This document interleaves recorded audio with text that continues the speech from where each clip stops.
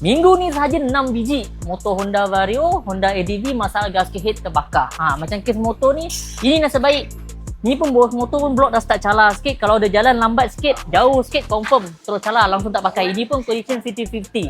Ini motor yang ke-6 kita buat minggu ni. Ni depan ni, ini paling sedih lah. Ini mileage baru 16,000. 17,000 mileage pun dah masalah overheat. Motor keluar lagi apa semua. Benda ni masalah overheat kalau untuk motor Honda ADV, especially ADV 160, kau jangan bawa main. Sebab apa?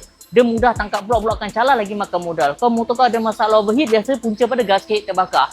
So kalau biasa punca jadi masalah lampu pressure naik ni, biasanya tak ada masalah liker-liker ni, jarang tuan jumpa. Biasanya memang gasket terbakar. So orang tak nak buat service offset. Masalahnya korang bila masalah nak buat service offset, korang akan tunda. Bila tunda tu makan modal. Lepas tu sekarang ni kita buat, mana-mana masalah motor Vario ADV yang masalah gasket terbakar, yang lampu temperature naik, kita orang boleh buat setiap sehari. So dengan syarat booking slot, kita buat service offset setiap sehari. So settlekan masalah korang. Minggu ni saja 6 biji kita buat macam tu straight semua.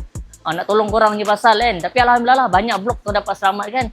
Kalau yang pakai terlebih lama tu biasanya memang blok memang confirm tak dapat selamatkan, memang kena tukar baru. So makan modal.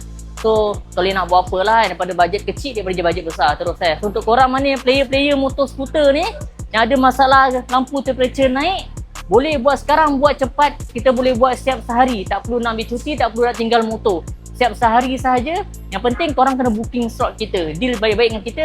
Dan boleh deal kat Dana Garage TTDI Kajang yang fokus specialist untuk buat bahagian engine skuter. So apa-apa boleh PM kita.